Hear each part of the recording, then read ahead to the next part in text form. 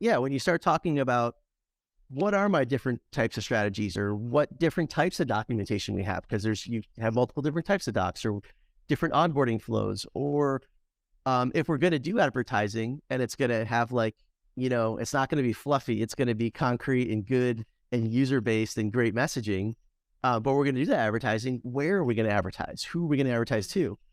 To answer that question, you need to have marketing personas.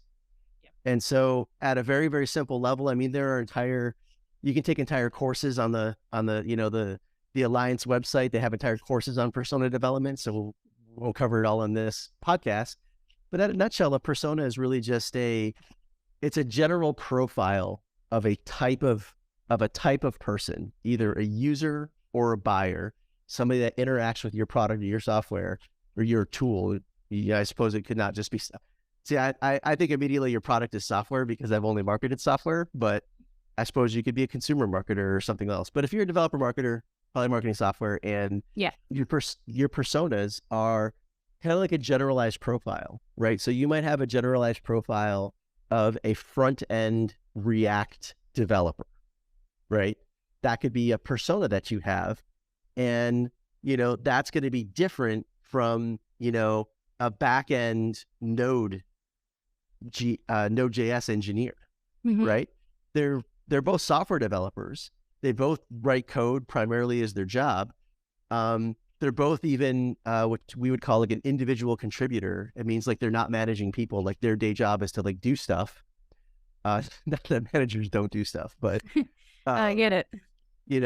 So those are all elements of that persona. And then everybody who meets that profile tends to have some similarities, tends to have like similar problems that they face or similar things that they care about.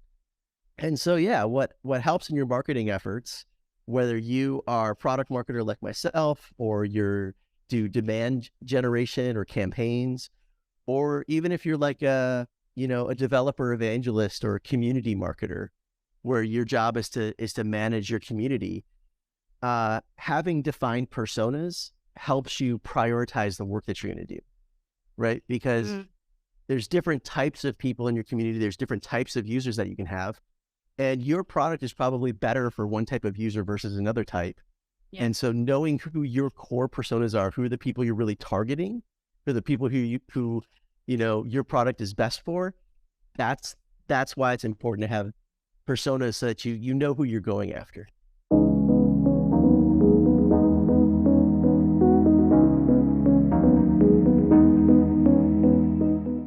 So this is a great question, right? What is a developer, not a developer? What is a persona? So I use the example of, front-end React developer, back-end Node.js developer.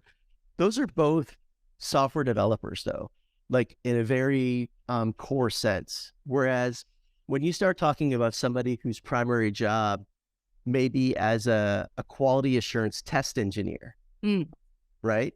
Like they probably write some code or do some level of automation, but they're not building features. And they use different tooling. Or you could have somebody who's a DevOps engineer, who their job is primarily automation and building pipelines, and then all the way into like infrastructure engineers, where maybe they're managing AWS or they're managing the Google Cloud virtual machines or containers, or they're working with Kubernetes. Yeah, and those are infrastructure engineers, and they probably write code as part of their day job. But those people have very different problems. They care about different things than, say like a front-end React developer or Node.js feature developer, right? So you have like feature developers. You would have like, QA people. You could have DevOps, people who do like pipelines. And then you could have like infrastructure operations people, or infrastructure, these days they call it like platform engineering or infrastructure. And all of those people care about different things. They all need different types of content. They all need a different message. They have different pain points and different things they care about. And then to make it even more complicated, which is like software is a complicated space. Yeah, of course. Yeah. One of the things I love about it is that it's so challenging, and the level of complexity makes it very interesting, right? So it's a beautiful space to be in because there's always something new to learn, and it doesn't matter how deep you are in one area, there can be something else that you don't know anything at all about. all this to say is, those are what I call like at the individual contributor level or like the individual engineer. But then you start talking about like, do those people buy the software, right? Are they the buyer? They're the user. So like, let's say you have a tool, like I worked at a place called GitLab. GitLab is an amazing software tool. Like one of the things I loved about being there is how much our customers loved using the tool. And that's always very, very rewarding. But the people that use GitLab, the software developers and the infrastructure operations engineers and the DevOps people that used it every single day, they were very, very often not the people who held the budget in the organization who bought the tool. Yeah. Right? So there, you have a difference between your user persona and your buyer persona. And so when you are talking about, especially when you talk about developer marketing and how do people hear about and adopt your product before any of those users could actually go use the tool, somebody in the org has to pay for it, right? Yeah. Now, in a lot of orgs, developers do have budget. And one of the things that I've seen very successful are companies like Atlassian, where you can buy like your own user license for like $4 or something. So you just plug in a credit card and go, and you don't need to go through your procurement organization, or you don't need to go through a big budget cycle. And at Twilio, when I worked at Twilio, I worked a lot of that way too. It was the power of Twilio is you put in a credit card, and with $10, you could, get 100 SMS messages or more, and you could just start going and just build your app, and nobody's blocking you. So that's a very powerful, when we start talking about pricing and packaging, it's a very powerful motion to have a self-service developer type motion. Sometimes the trendy word these days is product-led growth, or PLG. Yes. Kind of motion. But in a lot of orgs, especially large enterprises, the biggest companies on the planet, the ones that have the most money, the people that hold the budget are some type of IT leadership. So somebody who's either in the CIO's org, the chief information officer, so they are responsible for IT operations, and they tend to manage all of the software and applications, and they hold a budget for software tooling, right?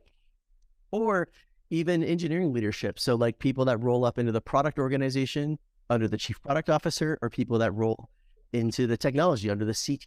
So all of the engineering org is usually going to run under the CTO. And folks like engineering managers and directors of engineering or VP of engineering, those people often have budget as well. So to your point earlier, you may need different types of content for those different tiers because they have different problems, right? Yeah. If you're a VP of engineering in a large, organization, the challenges that you face and the things that you think about are very, very different than what an individual contributor software developer faces and thinks about every day. And they're both important challenges, but they're different. Yeah. And they may even use or care about the same tools, or sometimes the IT leadership may not even use the tool. So they may not be a user of the tool, but they hold the budget. So they're the decision maker on whether you're going to buy that or not. So what does that mean? Well, that means that you probably need some content for them. That probably means that they need to hear about your product too, and they need to know and understand your product. And if they're not going to use it, they're probably not looking at the docs. So how are they going to hear about your product, and what kind of content are they going to consume to really understand that? Well, it might be something like a downloadable white paper. It might be something that describes at a conceptual level, the conceptual problems of your industry. And those can still be very, very technical, but often they don't have any code in them. And so one of the misconceptions is that all developer content has to have code. And I would argue that's true at like the IC level, at the individual contributor level, that when you're marketing to those users, you got to have code. You got to speak their language because they speak code. But if you're, marketing to somebody who's like a director of IT, they probably don't write code. Maybe they never have, or they haven't in a long, long time. And they're thinking more conceptually about technical challenges, and they're looking for answers to those problems too. And so your content has to answer those problems. So one of the things that we have talked about, in various developer orgs I've worked, are 3 types of content. We call it the keyboard, the whiteboard, and the boardroom, right? So the keyboard is like code, right? Like the keyboard content. Like, do you have code in your blog post? Like, do you have a weekend project? Like, go and, go on the weekend and build this kind of cool thing. Like one of the guys I worked with, he had this brilliant little app where like you could send text messages to play Pokemon. So he coded a Pokemon app, and then like multiple people could all text it at the same time. So that's kind of like keyboard content, and he showed like here's the code, how to do it, right? But then you have what we call the whiteboard content. So these might be things like if you're like a director or a VP, or sometimes if your title is chief architect, right? Those are really popular in the enterprise. And you're not thinking about code per se, but you're thinking about systems and how different things fit together and the architectural design of your application, right? Like that's very, very important, right? Like if you're talking about something like maybe you have a monolithic Ruby application, right? Like you have like all in one stack, like all in one code base, and you need to decompose that application into microservices, and you want to containerize it, and you want to put it on Kubernetes. This is a common thing that's been going on since Kubernetes has been around, or even before that with like services-oriented architecture. So it's been going on for a decade or more, this kind of shift, or like when do you shift? Because it doesn't always make sense to start out and have, 1,000 microservices if you just like, sometimes it's more efficient to just have a single monolithic app because it's fast and easy if you're a startup.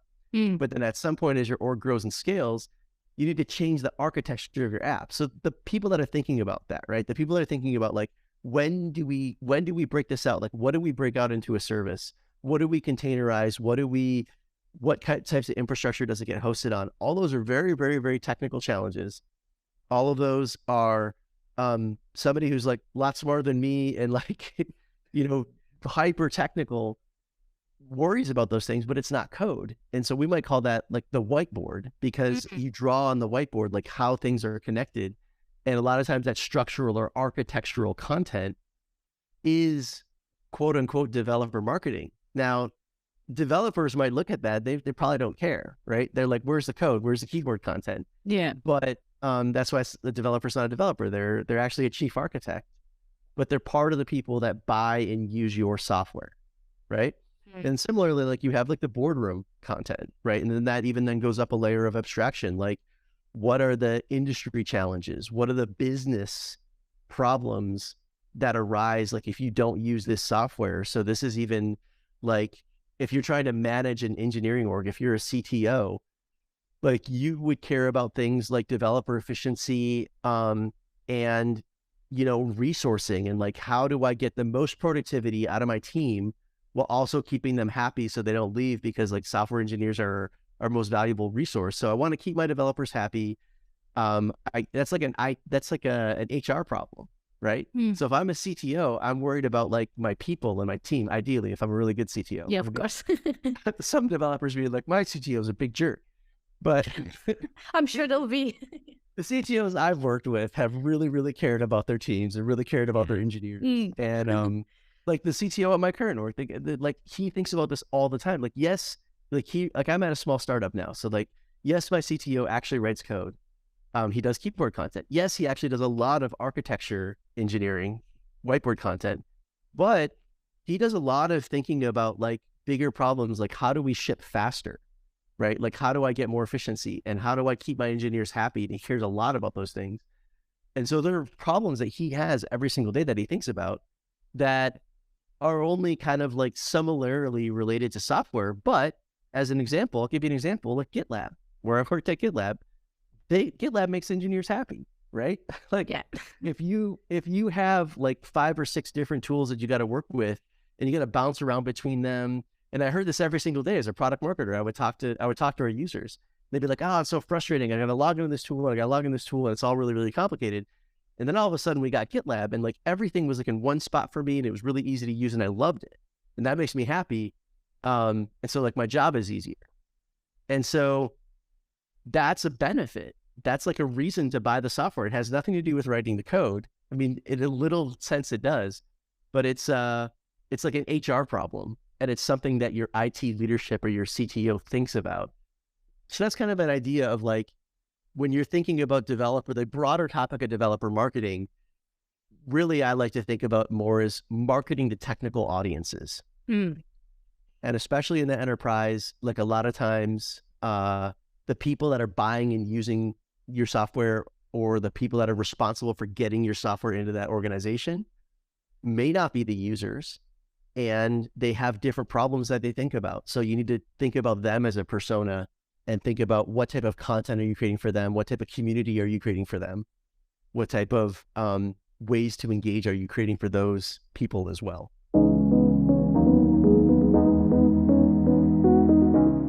Yeah, that is a terrific question. That is like, as a product that is core to product marketing. That's something that I think about every day. Like, and so the starting place is really understanding an organization, and then understanding like how the pieces in that organization relate to each other. And this could be like different departments or different. Sometimes it's even just different informal groups. It's not even like the formal org chart structure. Sometimes there's like informal groups that relate to each other. So you start out by understanding the organization, understanding the people, and understanding their challenges. And essentially what you're looking for is, it's kind of like a two-way road. So it's an inbound and it's an outbound problem, right? So on the one hand, it's kind of outbound because you have something that exists. You have a product that exists. It does certain things today, and it solves certain problems today. And so in the outbound way, you're searching for who are the people in that org that have that problem, right? But then it's also an inbound problem because, like, as you get to know those people and as you get to know that problem, you're realizing like, okay, they have this problem that's a really big one that actually we don't address, but we could. And so that's like what I would call market research or market insights, which is also a job of product marketing, is this idea that like, okay, not only do I want to understand developers so that I can take my message and take my software to them, but I want to understand developers and have deep, deep empathy for them, because I want to know what their pain points and challenges are so I can bring that back to my org so that we can build a better product for them. So there's like an inbound and outbound motion. So it all really, really starts with customer empathy and, user research or customer research. And this can take all kinds of forms. People that work in UX are usually really, really good at this. Product managers do a lot of it. Product marketers do a lot of it. But really, like, so something I do is I just hop on a lot of sales calls, right? And not only just sales calls, but I also hop on a lot of calls with our customer success people where they're like account managers. So when I just talk to customers a lot. In fact, one thing I'm excited about this week, I'm actually going out to a conference. And one of the things I love about going to conferences is just talking face to face and hearing from, people in an industry. What are your challenges? What do you deal with? What are the things you care about? So really, really just starts with there, knowing the user, knowing the customer, knowing their challenges, and you kind of gather that and group it together. And all of a sudden, then you start to, see the connections, right? So then you'll start to see like, okay, well, this group of people and this group of people, actually, they're two different types of people, but they have the very same problem. And so I'm going to treat them as at the same persona because they have the same problem to solve. They work in different functions of the org and they're not exactly the same, but they both have the same problem. And so that's when you can develop a persona around that. And then you can then use that persona as guidance for like, prioritizing programs or for, what kind of message would we write?